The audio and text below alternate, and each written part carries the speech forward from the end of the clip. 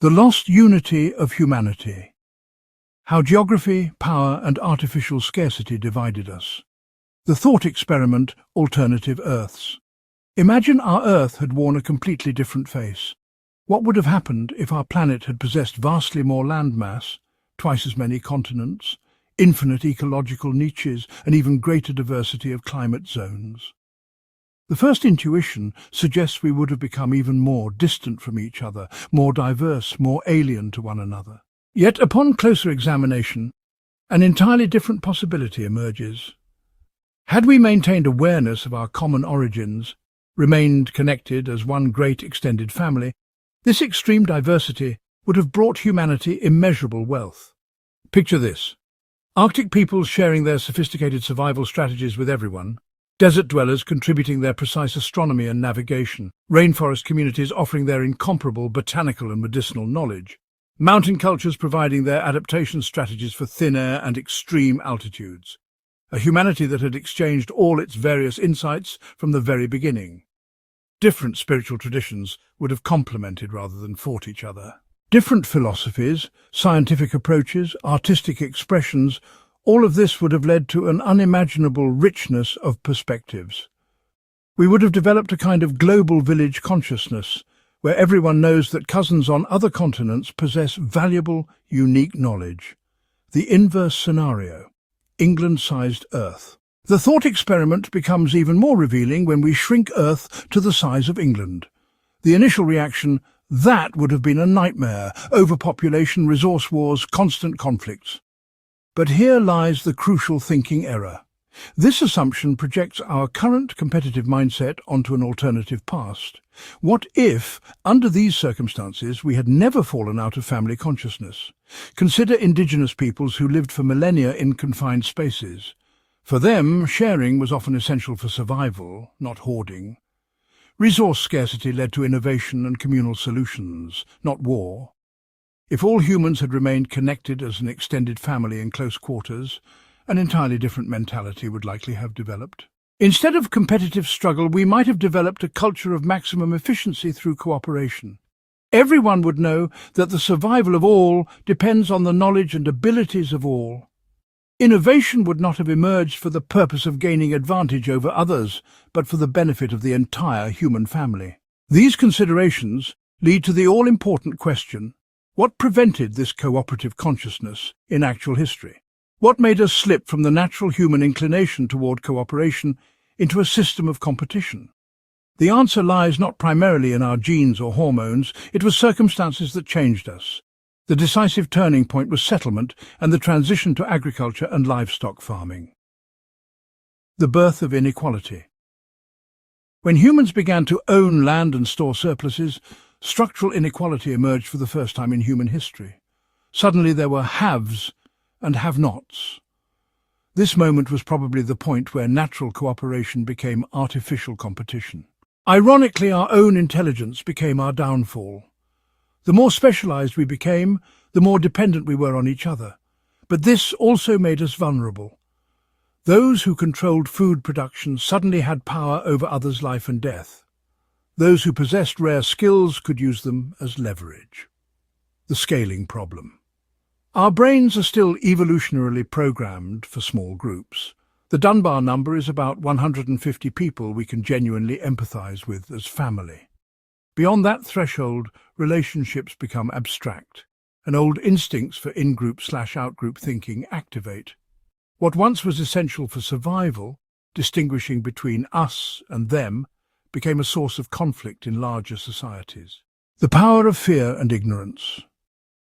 Without global communication, the others became projection screens for fears. What was unknown became threatening. Differences that could have been enrichment became reasons for mistrust. Different languages, customs, belief systems, all of this was not celebrated as diversity, but perceived as a threat to one's own identity. The modern paradox. Why don't we share today? Today, we theoretically have all the technical prerequisites for a world of free knowledge exchange. The Internet enables global communication in split seconds. We could theoretically have a world tomorrow where all human knowledge, from medical breakthroughs to technical innovations, is freely available. Yet exactly the opposite happens. Why? The self-reinforcing system of power. The answer lies in a perfectly constructed, self-reinforcing system of power, capitalism, and artificially generated survival struggle. People who profit from knowledge advantages and information asymmetries understandably have no interest in changing this. Pharmaceutical companies hoard drug patents while people die from treatable diseases. Tech corporations keep algorithms secret that could benefit all of society. Educational elites defend knowledge monopolies that secure their privileged position. States classify technologies as state secrets even when they could have civilian benefits. The artificial survival struggle. Particularly insidious is the creation of artificial scarcity and an artificial survival struggle. We produce enough food for 10 billion people, but let people starve. We have enough housing, but people are homeless. We possess the medical knowledge to treat most diseases, but millions die from treatable ailments. This scarcity is not real. It is artificially created by distribution mechanisms oriented toward profit rather than needs. People are forced into competitive situations when cooperation would be more beneficial for everyone. Conditioned scarcity anxiety. The system has conditioned us so deeply that even when cooperation would be possible, we compete out of fear. We are programmed to think, if I share my knowledge, I lose my advantage. This mindset completely overlooks that knowledge multiplies when shared, a fundamental property that distinguishes it from material goods. When a farmer shares his bread, he has less. When a scientist shares his knowledge, both have more. Yet our economic system treats both the same and often punishes knowledge sharing. Identity through exclusion. Many people define their identity through what they exclusively know or can do. I am an expert because only I know this. My group is special because we have these secret traditions. This type of identity formation directly opposes cooperation and free knowledge exchange. The temporarily embarrassed millionaires. The system is so ingeniously constructed that even the disadvantaged defend it. They see themselves as temporarily embarrassed millionaires. They believe they could one day belong to the privileged if they just work hard enough. Therefore, they defend a system that systematically disadvantages them. The structure of oppression. Capitalism as amplifier. Modern capitalism has perfected these mechanisms. It has transformed the natural human inclination toward cooperation into a system of competition that permeates all areas of life. Education becomes a commodity, health becomes a commodity, even relationships become economized. The system creates artificial scarcity where abundance would be possible. Medications that can be produced for cents cost thousands. Information that can be copied for free is subject to drastic penalties when shared. Innovation is slowed by patents rather than accelerated. The beneficiaries of the system. The people who maintain this system do not do so out of malice, but because they themselves are prisoners of the structure. A pharmaceutical CEO who would give away his medications would be immediately fired. A politician who would publish all state secrets would be politically destroyed. The system is constructed to maintain itself, independent of the individual intentions of the people within it. It rewards behavior that harms the community and punishes behavior that benefits it. The power of narratives. Particularly powerful are the stories we tell ourselves about this system. Competition brings out the best in us. Private ownership of knowledge spurs innovation. Inequality is natural and inevitable. These narratives have penetrated our thinking so deeply that we consider them natural truths. Yet they are human-made constructs that can be changed. But there is hope. Counterexamples to the dominant system are emerging everywhere in the world. Open-source software shows that complex technologies can emerge through free cooperation, often better than through traditional companies. Linux, Wikipedia, the Internet itself are proof of the power of cooperation. Scientific collaboration on global challenges like COVID-19 or climate change shows how quickly problems can be solved when knowledge is freely shared. Maker communities prove that people innovate out of pure joy in creating and sharing without profit motives.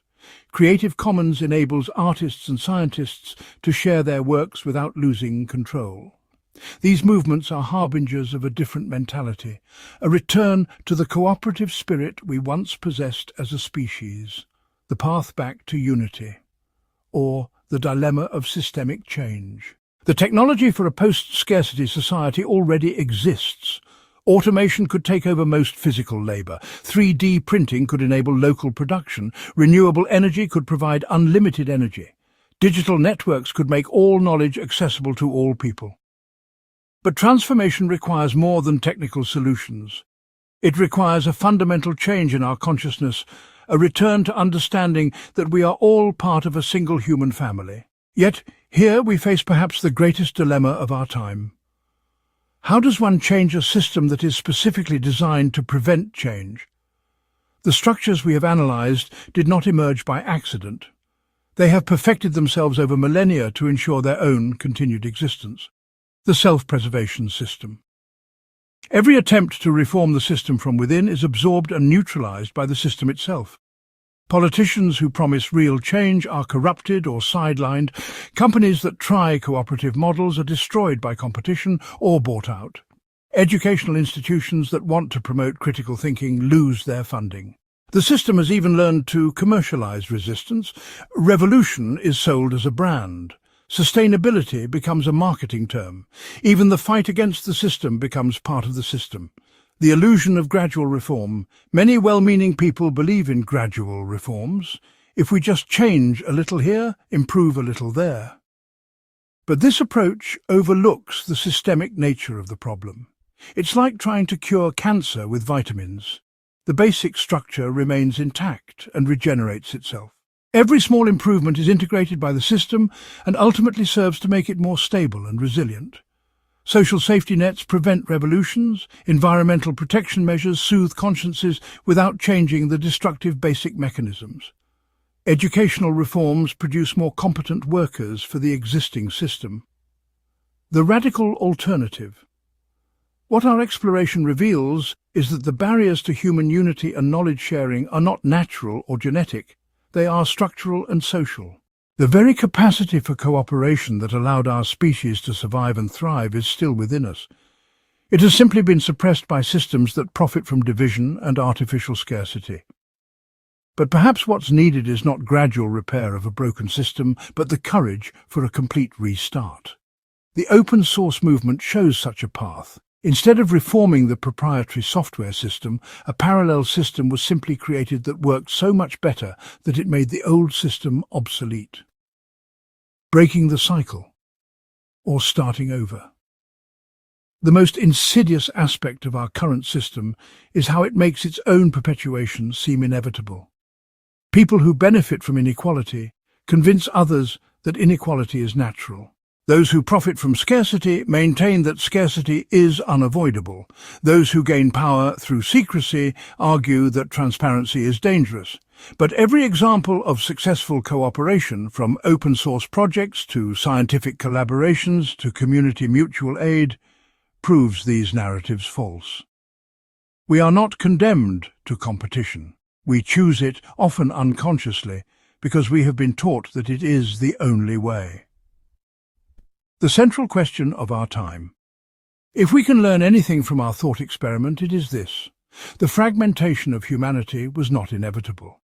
It was the result of specific historical developments and decisions. And what arose through human decisions can also be changed through human decisions. In a world with more landmass, we could have gained through diversity. In a world with less landmass, we could have gained through proximity. In our actual world, we face the choice. Can we gain through conscious decision, or have the systemic barriers already become too strong? The lost unity of humanity is not lost forever, but it will not return through well-meaning reforms that leave the fundamental problem untouched. It will only return if we are willing to answer the most difficult of all questions. Can such deeply rooted, self-reinforcing systems be changed peacefully from within, or does it require a complete restart? Asking this question is uncomfortable, answering it even more so. But failing to ask it would be the end of all hope for real change. Because as long as we content ourselves with superficial reforms, we remain prisoners of a system that prevents us from becoming what we could be as humanity, a cooperative, united family that realizes its full potential.